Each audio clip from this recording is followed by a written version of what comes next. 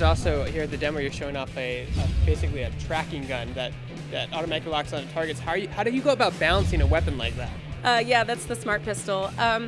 So you may have noticed that if you're using the gun a lot, if you're going after the sort of grunt AI, the soldiers that are running alongside you on the battlefield, yeah, you can take out 5 of them in one, click of the trigger.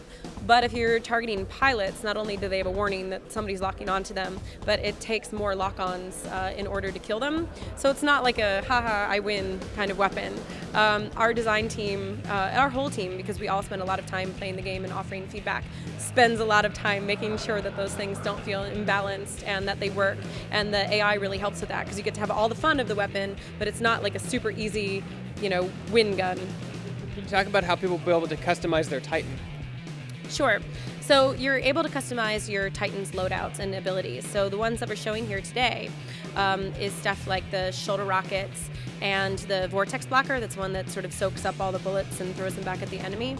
But there are more things you'll be able to equip your Titan with, and you'll also be able to choose your loadout. So if you want the quad rockets, you want the 40 millimeter.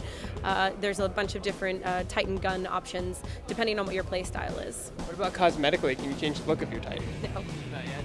No, but there are 3 different ones. So you have the Atlas Strider. It's very much a gameplay decision which one you go with. If you want the sort of burly, tough guy tank, you go for the Ogre. If you want the sort of light and fast model, you'll go for the Strider. And if you want the sort of like all-around good Titan, the Atlas is the right choice. What's the key to balancing a gameplay where you have on-foot ground war and also big mech-like guys running around one-shotting people?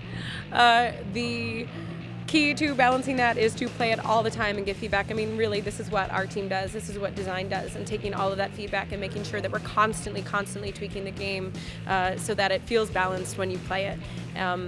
It's a lot.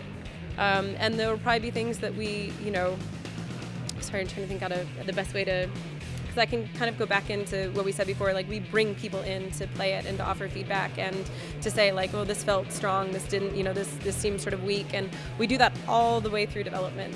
So it's a long process. It's not as simple as like, let's play for a weekend and see if maybe that feels overpowered. Now, if you could change one thing personally from the game right now, from the current build, what would you change? From the current build? I'm not a designer. I wouldn't change a thing. Sorry, I don't. Seems evenly balanced from a gamer perspective? Well, yeah, I mean, that's what we do. You don't think it's just a little too powerful?